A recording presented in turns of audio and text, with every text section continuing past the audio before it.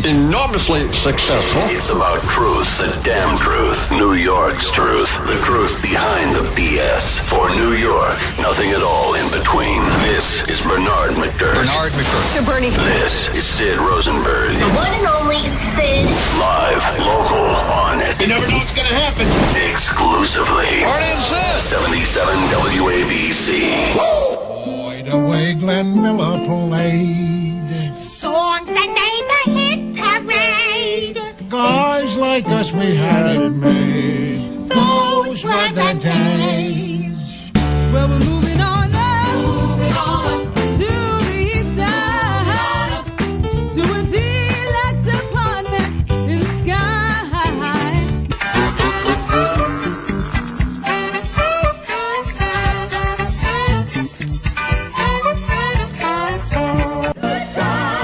Anytime you meet a payment. Good Anytime you're out from under. This is it. This is it. This is life. The one you get. So go and have a ball. And then there's Maud. Then there's Maud, And then there's Maud. and then there's Maud, And then there's Maud. and then there's Maud. And that's not even the half of it. The body of work, that's a soundtrack of a lot of our lives right there. Encompasses a lot of it. Anyway, in the studio here on the Bernie and Sid show, without my boy Sid Rosenberg, who's off of Yom Kippur, Norman Lear, who created all these fantastic, wonderful, groundbreaking shows, is in the studio with me right now. Good morning, Can Mr. you believe it? I cannot. I am.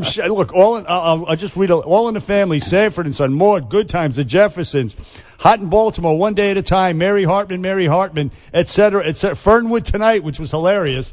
The Baxters, and on it goes. Norman Lear, welcome to the Bernie and Sid show on WABC. I couldn't be more pleased to be anywhere. Thanks. Thank you, sir. Listen, I did not know this. I did my research. You have first of all, you have a film that's been out. It was debuted at the Cannes Film Festival, I believe. Uh-huh. And anyway, it's going to premiere on PBS on October 25th. It's Norman Lear, Just Another Version of You. That's been my bumper sticker for a lot of years. Okay. Just another version of you. And what does that mean? It means that's who we are. In Right. our common humanity, we are versions of one another. All right. Now, Whatever the skin color, whatever the ethnicity, we're human beings. and that's a theme of yours, our commonality, Yes. which is a recurring theme. And but also, the DVD will be available that day as well of this Norman Lear, Just Another Version of You, and it's all about your life. It is. And I did not realize that. I want to bring this up first and foremost. You flew 52 combat missions in World War II. Yes. 52 combat missions, bombing. Well, here's the way it was. When we went overseas, we were on a mission basis, and there were some missions we got credit for 2 missions. Right, Because okay. they were long, flying out of Foggia, Italy. Then they went on a sortie basis, which was every time you drop bombs. I flew 52 missions, dropped bombs 35 times. And I'm an American, so I use the largest figure. Well, as well you should. And listen, first of all, let me ask you: were you terrified? A lot of those missions, I know these people went. In fact, they had a limit, like 24. They started out 24 missions, and you were done. Then it was 30 missions, and you were done because guys couldn't handle the stress. And so, were you terrified when you went on some of these? Well, yes, but the only way I think anybody could get me to put on all the clothing I had to put on, including a flak suit, You're and freezing an up there, suit, and right. everything else, and get in a plane to be shot at from the air and from the ground. I had to believe that basic human nature, it won't be me. I'm not going to go. Right. No matter what I see, no matter what I know, it won't be me. And essentially, otherwise they couldn't get me into that plane. Right. Well, interesting. And you wanted to, I read up, you wanted to be known as a Jew who served. You enlisted in 1942, shortly after the Pearl Harbor attack. And that's a quote from you. You wanted to be known as a Jew. What did you mean by that? What I meant by that was when I was 9 years old, my father he went to prison. And in that time period when he was away, there was a Father Conklin on the radio who was viciously anti-Semitic. and quite loud about it. And I was frightened to death at first until my civics classes in schools, which I don't teach anymore, taught me about my Bill of Rights, my Constitution, my Declaration of Independence, and that my country said, no, this is wrong. This is not the American way. You don't judge anybody by their religion. And that meant everything in the world to me. Lasting impression. And, Yeah. And okay. So, and you mentioned also Foggia, Italy. I just happened, as an aside, I happened to knew a man named Jack Valenti, who was the. I knew Jack. Jack well, Valenti flew missions out of Foggia, Italy. He's the other one. Don't I tell know. me you knew him. Yeah. From that base? No, I didn't know him in that Okay. day. No. But he was another hero, and he sadly passed away about 5 years ago. Yes, I love Jack. He was a wonderful man. He actually he was a pilot on these. I was a radio operator and gunner. And a gunner. Yeah. Exactly Can I right. tell you a brief story about that? But 'Cause by the- I was in Berlin. Please do, yes. I was in Berlin some months ago with my wife. We flew into Berlin from Italy. I'm in the air approaching Berlin. Never dreamed I would think of this. But as the radio operator gunner on all those missions, I was the guy closest to the bomb bay doors. So I was the guy who just got up off his chair a little bit, leaned over, and I could see the drums drop. So I was the fellow who notified the pilot that the last of the bombs had left and he could close the bomb bay doors. But when I was looking over, I saw the bombs from our bay leaving. Then I saw them gathering from all of the other planes in our squadron, and I saw hundreds of bombs being dropped.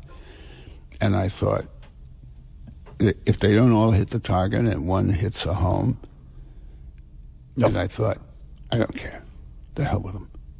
Right. And I meant it. I can feel my teeth wishing to clench now with the degree to it that I meant it. I mean, there are fighters in the air shooting us. They're coming up from the ground. Yeah.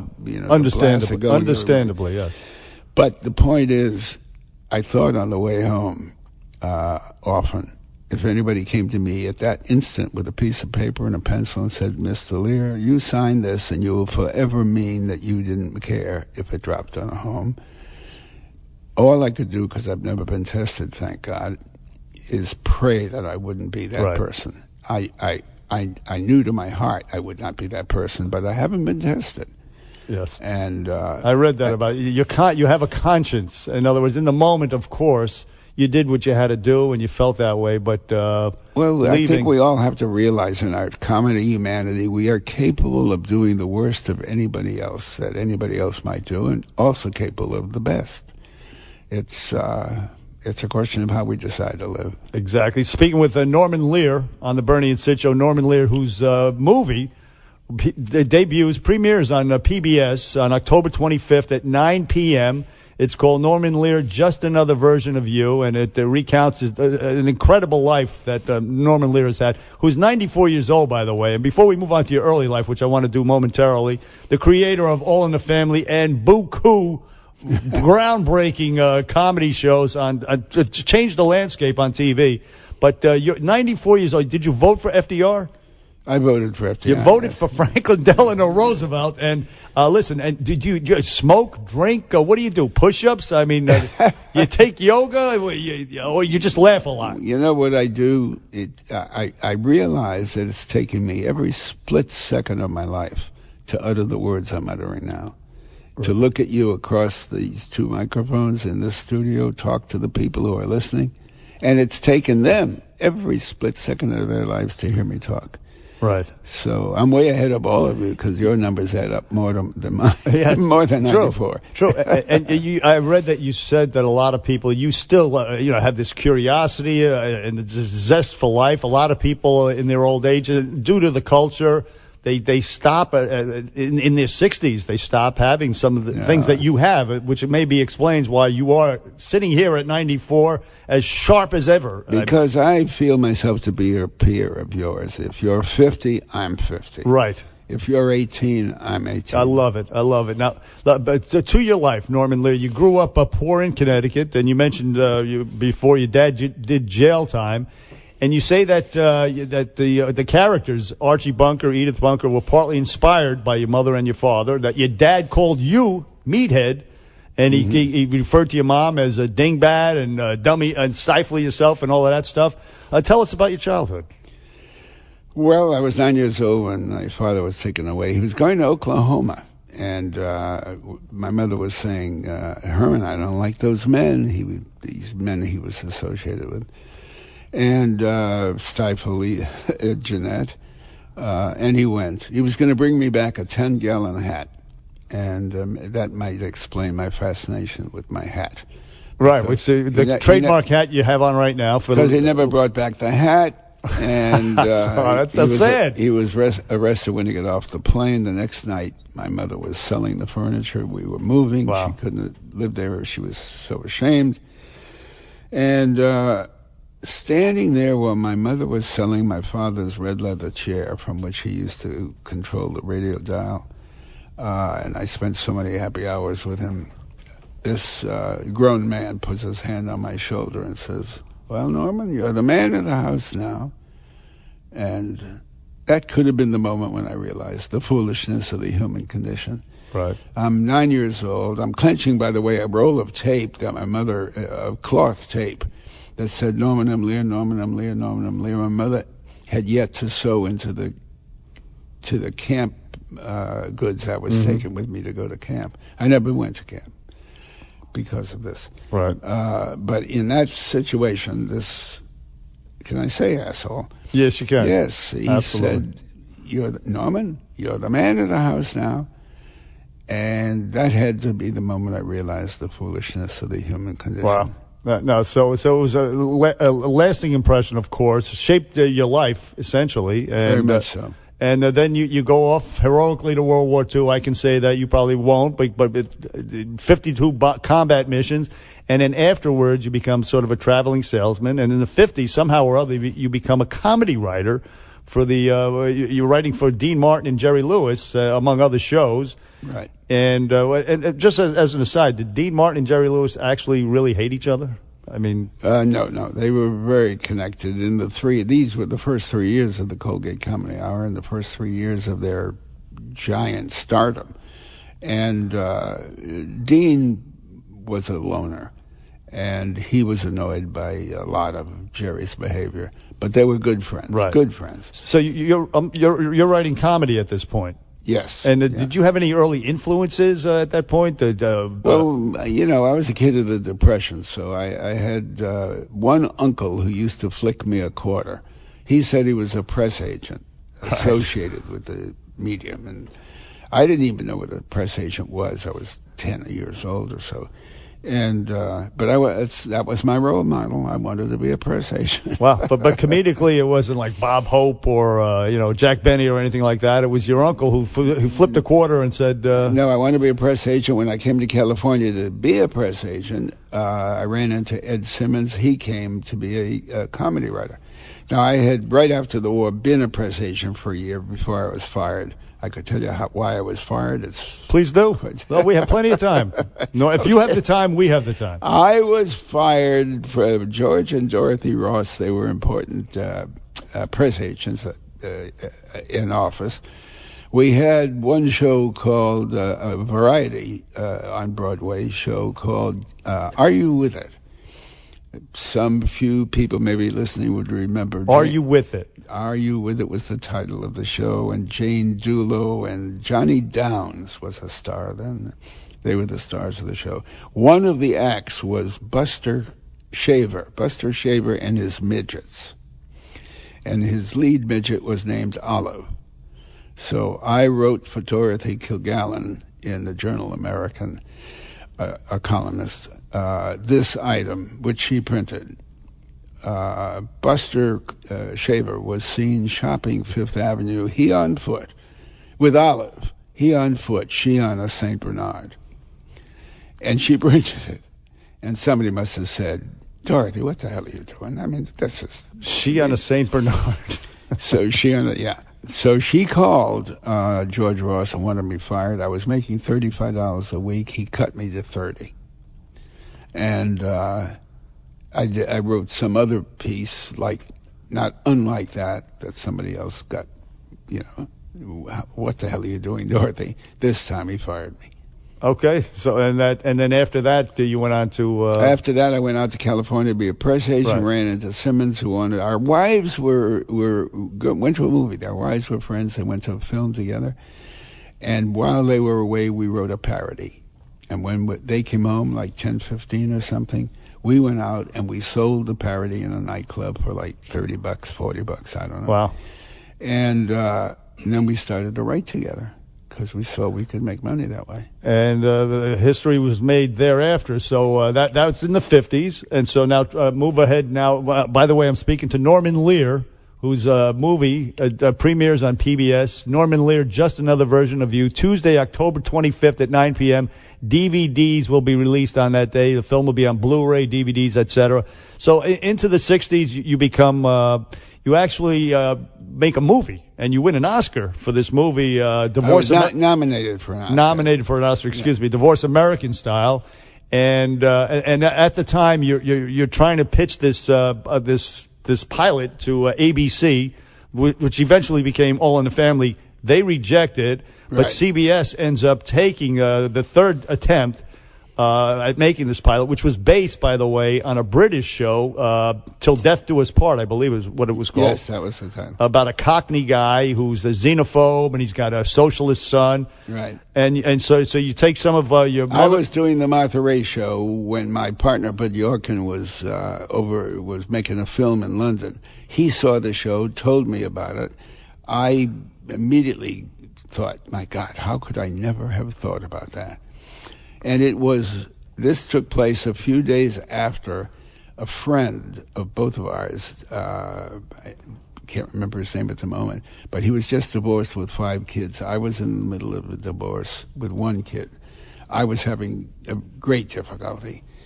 I said, Phil, how did divorce go? He said, oh, it's simple. All she wanted was my Joan Davis reruns. And I thought, oh, my God, I'm doing live television. We're well paid, but we own nothing. Right. I've got to do a situation comedy.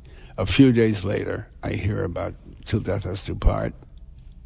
I'm determined to do a situation comedy, and I'll do an American version of that. Yes, that's how that. Brilliant. On your part to recognize the genius of that and bring it to this country. You finally succeed. CBS airs it in January 1971, which was a very turbulent time in this country. The Vietnam War is raging.